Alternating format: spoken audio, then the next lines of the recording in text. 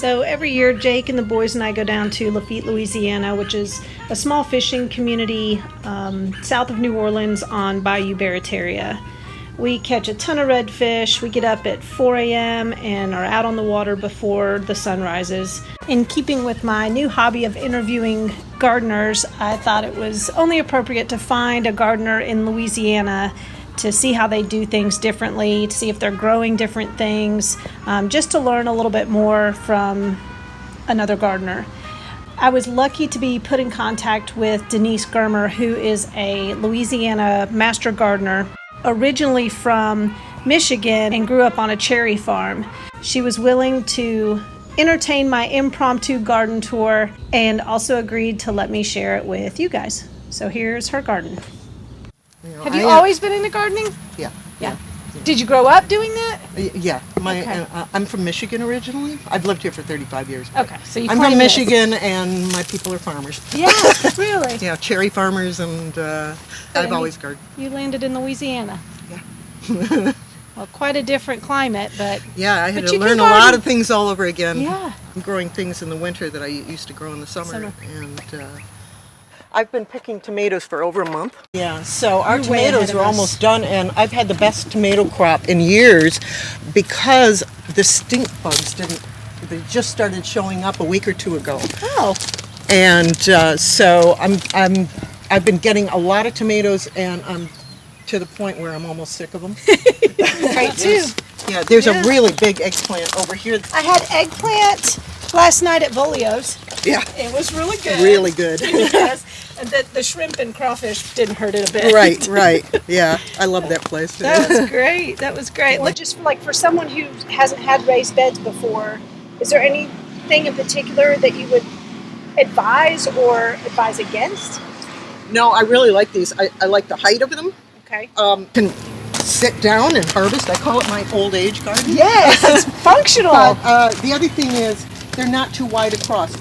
If you have them too wide, you end up reaching too much. And so I'm really glad that I made them only 2 feet, 2 feet wide. And of course the length doesn't matter. Right. I see you're using the cattle panels. Yes.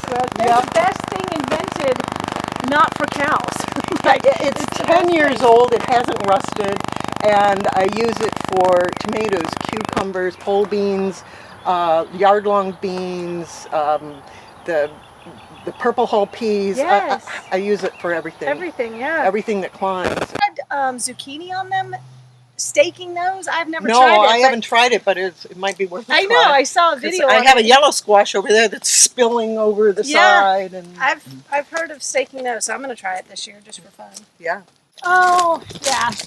Yeah, you guys are way ahead of us for sure. Yeah, and I've been picking those for probably 3 years. And those are that Italian flat bean. Yeah. Look at they're so pretty. Unfortunately, they just turn white when you cook them, so they're not as exciting. Yeah, so it's edamame. That's cool, which is a soybean. Yes, Yeah. and it's so easy to grow. Oh, and they're so good too. Yeah. So do you just roast them, or do you pan? I usually just boil them for me in the pots. We're used to eating things like crawfish or crabs or something. So you might as well eat your vegetables the same way. I do that with I grow a lot of fava beans. I've never grown that. Okay. I'm almost positive you could grow them. I plant them in November. They grow all winter. Okay. And then you've got something that's really green and white flowers in the spring, and I harvest in April, early May. So how do you prepare those? Those are a little labor intensive because the pods are so big, and you have to remove the outside pod, and then you boil the pods inside of that, and then you've got to remove a second hull. That's what I say. That's when I put them on the table and let everybody just, do your own. Yeah, Shuck your own. At that point, it's do your own. Yeah. I gotcha. This is because of raccoons. Raccoons. Raccoons. Okay. Last year they got every melon I grew. They make a little hole in the top of it when it starts getting ripe, and they dig around in there and they just hollow it right out. And really, you'll go out there and you'll see a watermelon and you think, oh good, and you go to pick it up and it's totally hollow? hollowed out. That's So hilarious. this is my attempt. I don't know that It'll this'll work. It but will. maybe. Yeah. Little jerks. I know. My fig tree, it looked like a raccoon tree. There was so many raccoons in it last year. I wouldn't have guessed that. Now, what is this growing right here? It's called Casa Banana. Okay. And I looked it up, and it is native of South America. I asked the guy at Rose Garden Center, like, how big is it? He goes, oh, it's like a cucumber plant, why not on a trellis? It could go to 15 meters. That's more than a cucumber does. Yeah, and it gets these big red cucumber-shaped fruit that you can eat raw or make jams and jellies out of. So we'll see what happens. I'll have to follow up on that one. Yeah. Because you may be strangled by it by the time. Yeah, it could be Auburn. Yeah. But, yeah. A little boat traffic, very authentic Louisiana down here. Home we have like chicken trucks going by. You guys have fishing boats going by. I mean, I assume you have to do raised beds here because the soil with all the sand. Is that not true? No, it's not the sand, it's the clay. Oh. It's clay. Okay. Well, I wouldn't and especially, have known like a lot like this was built up from clay that they dredged out of the bayou. that. Okay. And it was built up to put a house here. And then the people decided not to build the house. We bought the property and I put my garden on it. Okay. Delicata. Delicata squash. Mm-hmm. Look how it's a cute. winter squash. It'll get about twice that size. Yeah. And it's really nice for like an individual baked squash. What is this? Peanuts. Peanuts. Peanuts makes a great ground cover really to keep out the does. weeds. That's another thing that I haven't actually planted in years. It just keeps Volunteers. volunteering. It wants to be there. I use it when I do some of my seafood and stuff like that. It's a Vietnamese thing. We have a big Vietnamese community here. We have a huge Vietnamese community here. Really? And so I've developed a taste for... Do you use the root or the grass? No, it's the base stem of the grass. Saute it? No, you can either use it as a marinade or chop it up real fine and use it. It tends to be a little on the woody side, so Yeah. you need to chop it real fine. I mean, I'm familiar with lemongrass. You I can just didn't know. you can smash it and use it as a marinade. And For meats? yeah, Or- yeah, they use it in chicken, fish, shrimp, Okay. beef. Wow. The okra's just starting. Okra? Yeah, we're very familiar with okra around Yeah. I our place. see one little Yeah. purple one. So is this the burgundy? Yeah. Yeah. Forget the name. And I usually plant both kinds, but Yeah. I see the burgundy was the one that came up the most. This looks like maybe one that's Yeah. not burgundy, like a Clemson Yeah, it squash. is. Yes. But I can see that might be interesting too. I just watched a YouTube video on staking staking zucchini and squash, and they said that they produced a lot more and had a lot less insect problems. So I'm going to try it this year. I haven't done it before. I usually have a lot of problems with vine borers in my Yes. squash. Yes. And I'm growing a lot of cayenne peppers because I actually make my own hot sauce. And I marinate it in vinegar and salt for like years before I use Wow. it. Yeah. Oh, I see you use the wine cork label method. I do that too because I have a lot of wine corks. I have a in lot my of wine corks.